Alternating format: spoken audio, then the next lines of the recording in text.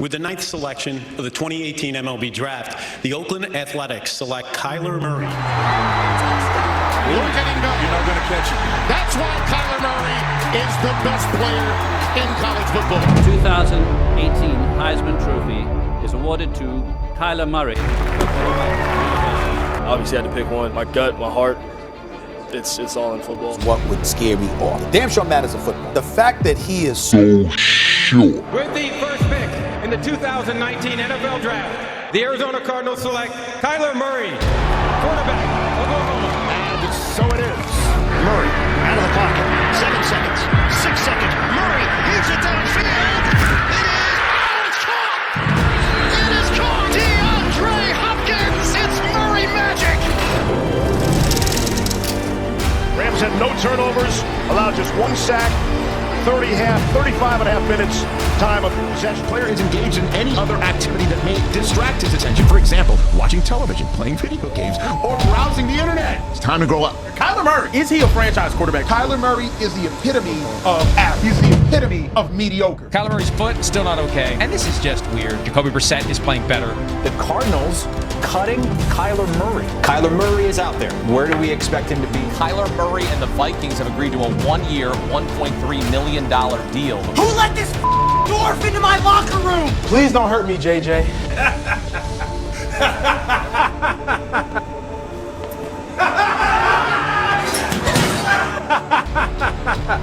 Short.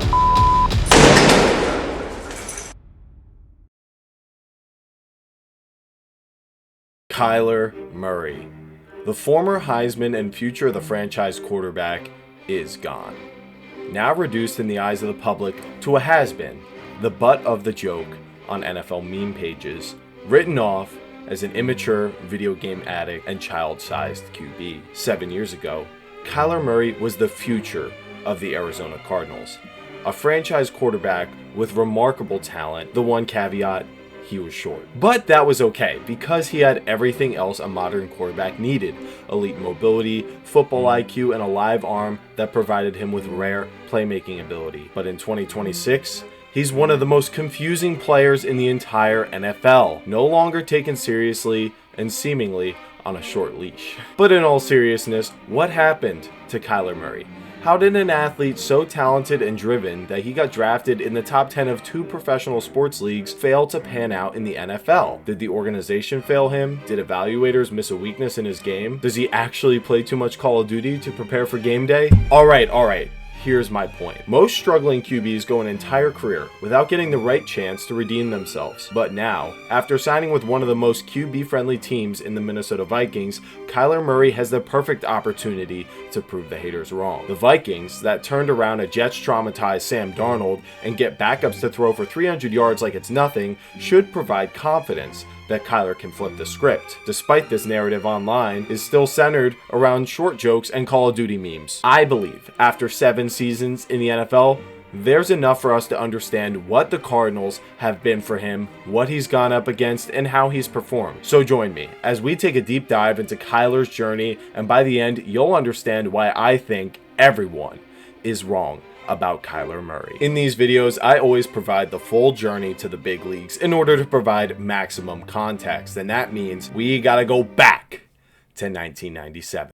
Kyler Murray was born in Bedford, Texas, to his parents Missy and Kevin Murray. Kyler began playing tackle football at the age of 5 years old, and he grew up as a diehard Vikings fan, and his dad was a big influence. He was a star quarterback at Texas A&M, and despite being drafted by the MLB Milwaukee Brewers, Kevin chose football, later signing with the 49ers as a free agent. Though injuries did prevent him from playing in any NFL games, he would go on to coach in high school. Kyler's uncle Calvin Murray also played as an outfielder in the MLB. In high school for Kyler, getting his first start in his sophomore year in the most competitive high school football landscape in the world, Kyler Murray would proceed to go 42-0.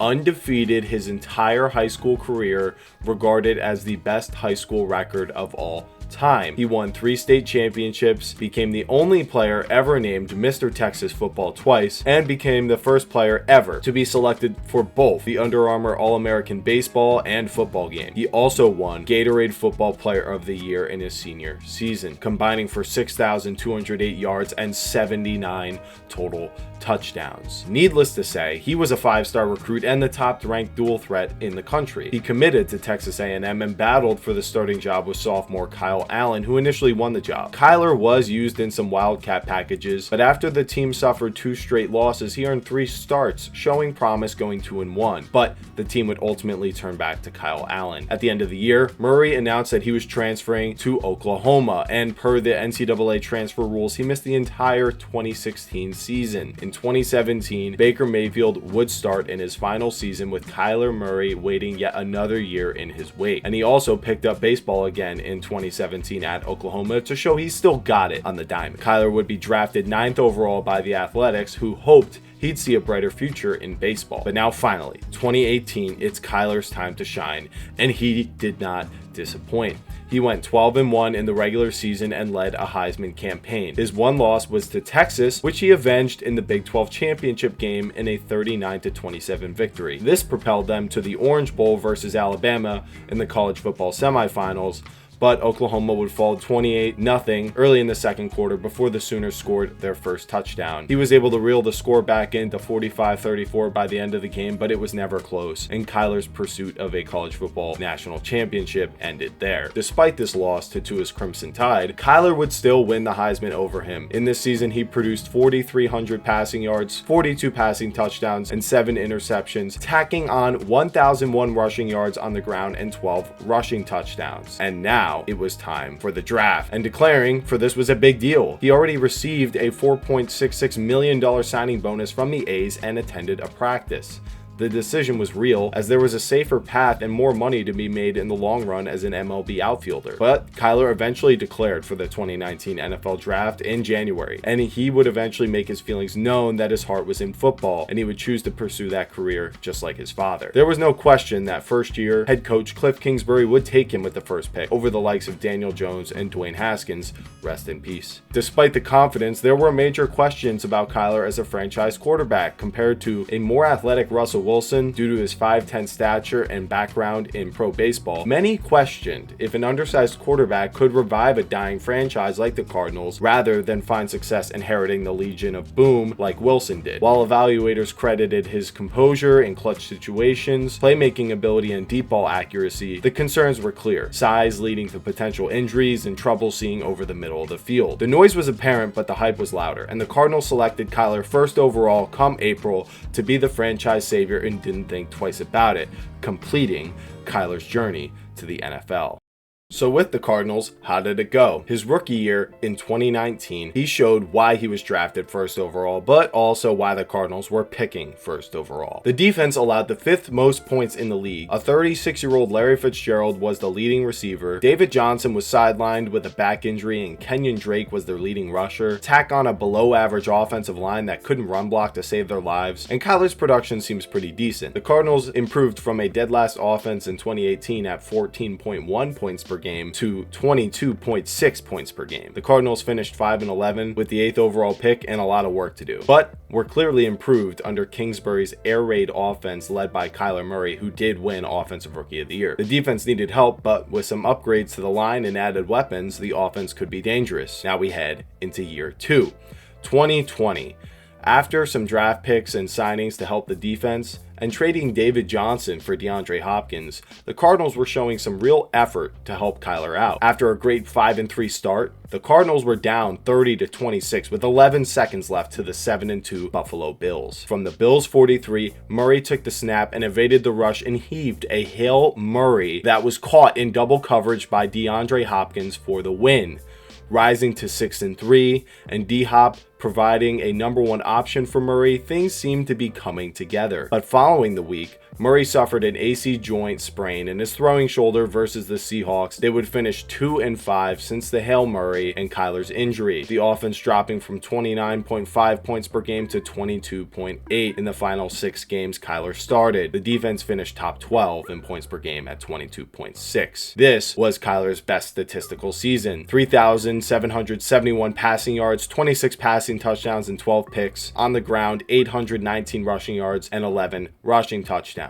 Although they did finish 8-8 with hope for the future, it was disappointing that the 2020 season seemed lost due to injury. Moving on to year 3 in 2021. This offseason felt like a great next step for the Cardinals, signing vets like J.J. Watt, A.J. Green, and James Conner, drafting tons of help on defense and wide receiver Rondale Moore in the second round. Rest in peace. The Cardinals were 7-0 to start the year, and the offense seemed unstoppable, averaging 32 points per game across this stretch, and the defense was improved again, allowing just 16.2 points per game across this stretch. There was talks of them being Super Bowl contenders. But in week 8 versus the Packers, it all changed again. On the last play for the win, Kyler Murray would throw a goal line fade to A.J. Green, who was inexplicably unaware that he was thrown to, and allowed the Packers to intercept the pass, ending the game. To make matters worse, Kyler suffered a grade 2 ankle sprain that forced him to miss the next 3 games. After that bye week in week 12, the defense regressed and Kyler was still not 100%. The offense dropped to scoring just 23.1 points per game, and the defense allowed 27.3 points per game down the stretch, exposing a great weakness to the run game, allowing a staggering 128 rushing yards per game. They finished 11-6 and versed the eventual Super Bowl champion Rams in the wild card round and got boat raced 34-11. Stafford's Rams did whatever they wanted on offense and rushed for 140 yards. Kyler threw 2 picks and scored no touchdowns of his own. Kyler certainly played poorly down the stretch of 2021, and while it's fair to mention his defense fell off and he got injured, one had to wonder if evaluators had a point about fragility at his size. The upside was clear as day for what he could do when he was 100%, with the right pieces around him, and the Cardinals would aim to hit that mark the following year, paying Kyler a 5-year, $230 million contract. They were all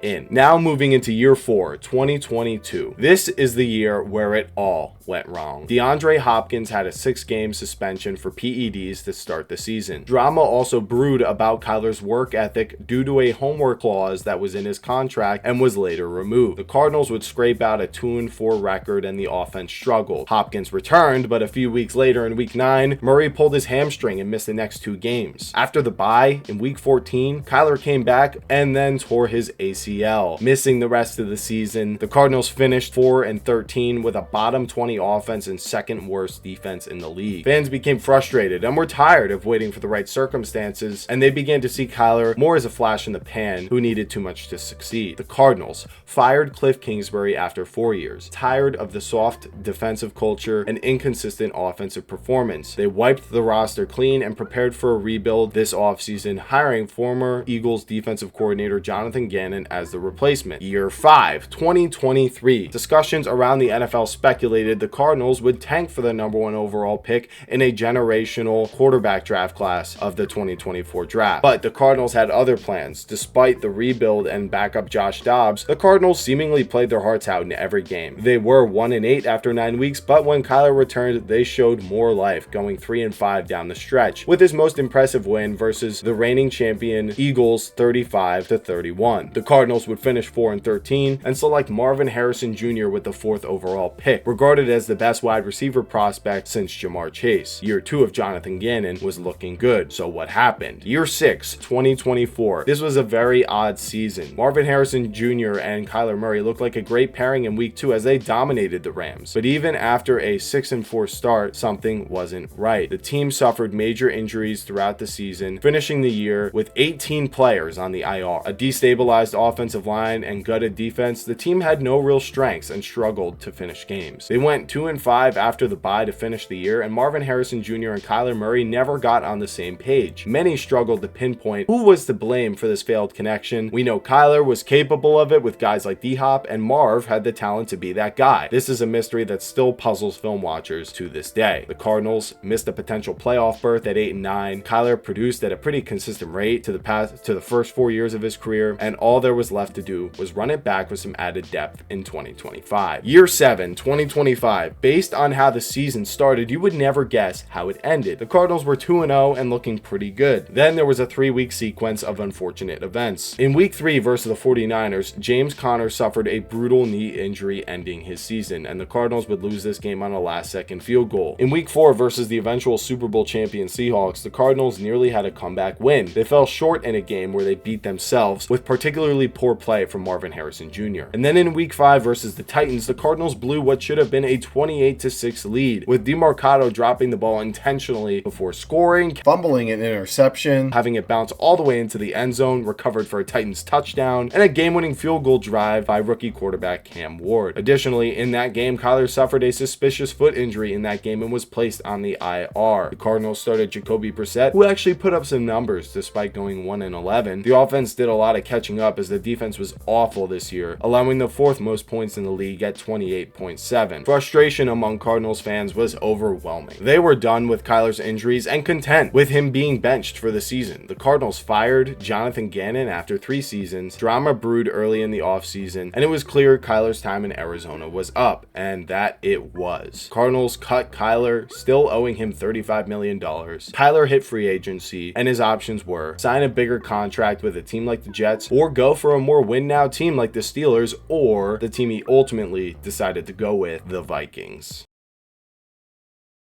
So that's Kyler's NFL career, and let's talk about what went wrong in Arizona. It's no secret that the Cardinals are a poorly run organization, but how bad is it? From a GM standpoint, it hasn't been great. Steve Keim, from 2013 to 2022, he's the guy who selected Kyler, and Monty Ossenfort, he was hired in 2023, and since drafting Murray, the Cardinals started with issues everywhere. No weapons, bad offensive line, and terrible defense. I'll give them that the DeAndre Hopkins trade was a great move, but other than that, it's been underwhelming. Free agency. The James Conner and Kelvin Beachum signings were good, but the Watt, Malcolm Butler, and AJ Green signings aged like milk. And outside of that 2021 offseason, they haven't made any big splashes in free agency or through trades. Drafting hasn't been good either. Of 60 draft picks from 2019 till now, they've only drafted 2 Pro Bowlers, Kyler Murray and Trey McBride. They've had hits like Paris Johnson, but they even traded Josh Jones and a 7th for a 5th round pick. One of the few hits they've had, they've failed to retain. There have been other decent players that may have been Pro Bowl worthy but did not make it due to the Cardinals' small market, but the point still stands. This team has consistently swung and missed when it comes to adding talent to the roster. Coaching hires. Cliff Kingsbury had the rookie contract opportunity. The offense was good, but the defense and culture had issues. Follow that up with Jonathan Gannon, who's controversial in terms of his schematics, but did manage to galvanize the team in year 1. But he seemingly did not have the head coach macho you look for either. When you look towards the top, you find the root of the problem. Owner Michael Bidwell. Over the past 3 years, the Cardinals have ranked last or second to last on NFL team report cards. They were given Fs for their weight and training facilities, nutrition, locker rooms, and treatment of families. In fact, the only thing they graded out favorably in the past 3 seasons was head coach Jonathan Gannon. They're also the only team that deducts money from paychecks for meals eaten at the facility. What a joke. Reports have also come out that former Cardinals executives have accused Michael Bidwell of workplace misconduct and a toxic negativity that drains the entire organization and everyone working there. It's safe to say that this is one of the 3 most poorly run organizations in the NFL and have failed not just Kyler, but everyone who has come and go. That Pottsville curse is putting in work.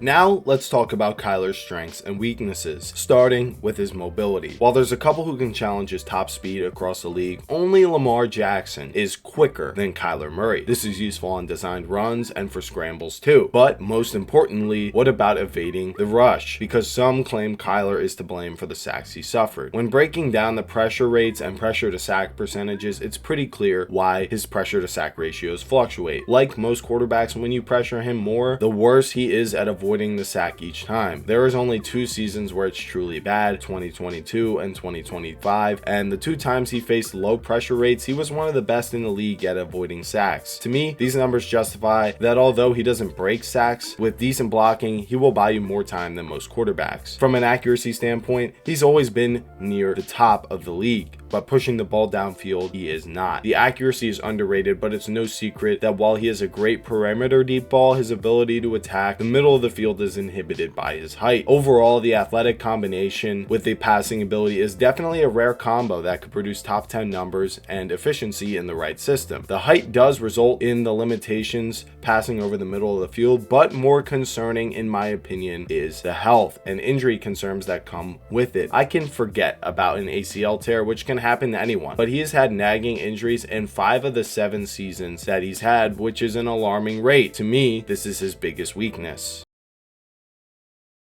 Now let's talk about the fit in Minnesota for a quarterback like Kyler who's had a disappointing career. First off, the Vikings organization is the complete opposite of the Cardinals in terms of culture. They've consistently ranked as the best organization year after year in terms of facilities, staffs, and the fan base and ownership. We've heard other struggling quarterbacks like Daniel Jones and Sam Darnold praise the process and routines they have for quarterbacks compared to what they're used to. So Kyler is getting a complete 180 in terms of that. The Vikings did just fire their general manager due to tension with the coaching staff and the JJ McCarthy pick, and longtime executive Rob Brzezinski is serving interim, and they hope they can have more draft success with him. The hope is also that the incredible staff can play a large role in that. Defensive coordinator Brian Flores has been the best defensive coordinator in the league, and the unit has been top 10 to 5 the past 2 seasons. Head coach Kevin O'Connell has become known as a quarterback whisperer, designing productive game plans for backup quarterbacks resulting in great success. Additionally, he seems to be a coach that can revive a quarterback's career, as after Sam Darnold's disastrous start with the Jets, he stopped in San Fran to learn for a bit and then earned the starting job for the Vikings in 2024 when JJ McCarthy tore his meniscus. Darnold threw for 4,300 yards and 35 touchdowns with a 102.5